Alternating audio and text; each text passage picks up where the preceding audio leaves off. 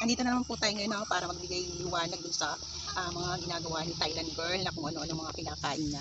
So, napanood ko po siya na kumakain siya nitong halaman na ganito. Ang hagunoy. Ito po ay ang hagunoy. At hindi po familiar sa akin na kinakain ito. Kaya nung mapanood ko si Thailand girl ay ni-research ko po kung ano yung benefits nito sa katawan ng tao at kung ito ba ay nakakasama sa kalusugan at kung ano ang maaaring maibigay nito sa atin sa katawan. Ayan o, maraming hagunoy dito sa amin.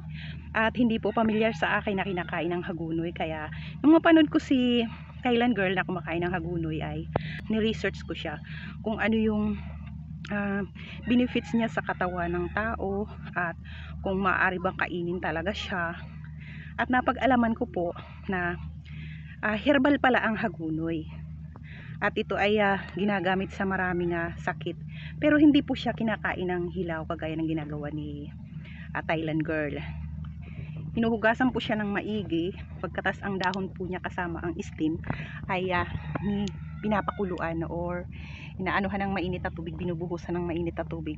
Tapos mainam siyang inumin kapag ikaw ay wala pang laman ang iyong tiyan sa umaga. At ayon sa napag-alaman ko sa aking research, base sa na-research ko ay ito pala ay nagko-content ng phenol, tribonoids, limonene,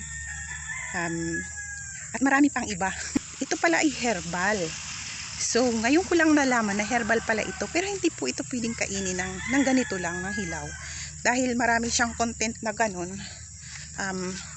hindi natin alam kung merong isang content doon na makasama sa ating kalusugan. So, ay ang mas mainam na linisin siya ng maigi at pakuluan kasama ang steam bago gamitin o inumin. At ito pala ay maraming dalang gamot na maaaring makagamot sa maraming sakit kagaya ng sakit sa puso, diabetic, vertigo. Kailangan ko pala to kasi may vertigo ako. So kailangan ko pala siya. Tapos sa mga may arthritis, tapos yung mga matataas ang kolesterol, mainam pala itong inumin. At hindi pala lahat ng kinakain ni Thailand girl ay nakakasama. Kaya lang tandaan po natin na kapag tayo kumain ng hilaw, kailangan nating linisin ng maigi. Dahil ang pagkain po ng hilaw ay hindi maigi, hindi po mainam. Maaari po tayong makakuha ng mga bakterya na maaaring magsanhi sa atin ng parasite, ng mga parasite sa ating tiyan.